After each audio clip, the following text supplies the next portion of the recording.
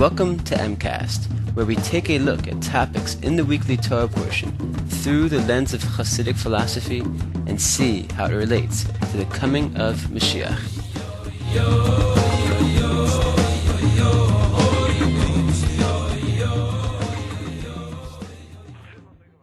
Let's face it, a lot of times in life, things do not go our way. Obviously, we suffer from unrealistic expectations, broken promises, and false convictions, but these experiences kind of make sense as they are part of life.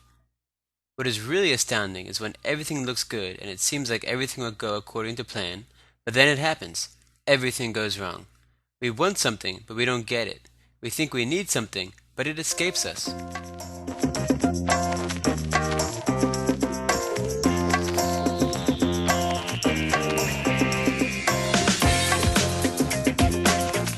This type of scenario happens to Jacob in the Torah.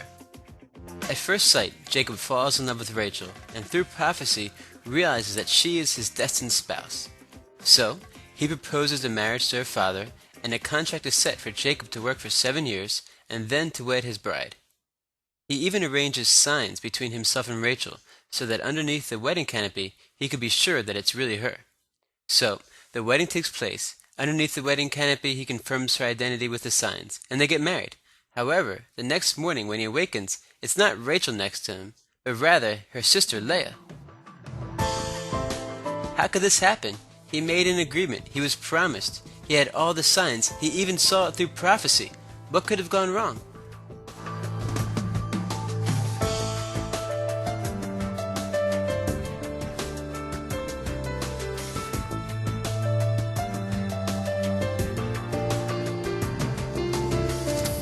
Like every story in the Torah, the situation that Jacob found himself is relevant to us in our lives today.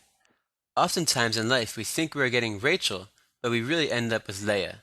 Meaning, we think we are getting a certain job, but end up with another. We expect a certain grade, but get a different one. We think we need this type of relationship, but end up in a completely different kind.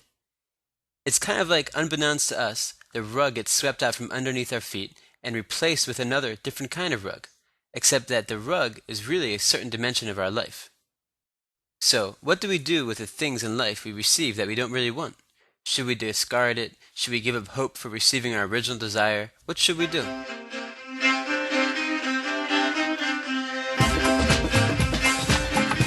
The answer is a bit cliché, but true nonetheless. Even though we sometimes receive something that we may not want, it is exactly what we need. We also find answers in the story of Jacob. If Jacob had not married Leah, he never would have been able to have the 12 sons he was destined to have. Even though Jacob did not originally want Leah, he needed Leah to complete and fulfill his potential.